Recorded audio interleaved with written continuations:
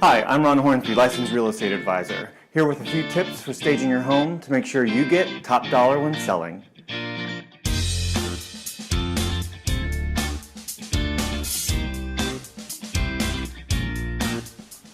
The first tip may seem like the most obvious, but it's also the most important. Get rid of the clutter. Remove any knickknacks or extraneous items from around the house, and don't just put them in the closet. Buyers live there too. Box them up and get them out of the house. It's also a good idea to remove personal items from the home, like photography. It helps buyers picture themselves in the home.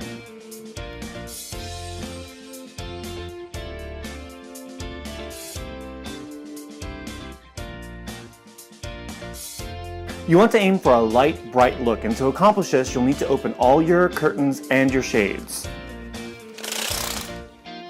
Another helpful hint is to clean your windows inside and out, and most windows have this function. And if the season works in your favor, please take out this unsightly window unit. It just makes the entire apartment look that much more sleek. You should remove and rearrange furniture. This may be difficult if you're still living in the property, but while your home is on the market, form overrides function. By removing a few pieces of furniture, your house will look bigger and more appealing to buyers.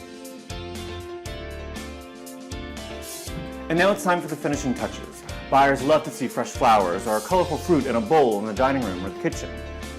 And now that all the clutter is gone and the furniture is moved, it's time to give the house a nice cleaning, because dust and dirt give buyers the impression that you don't take care of the property.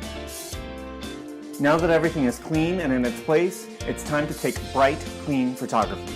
If you're working with a good real estate agent, they should hire professional photography for you.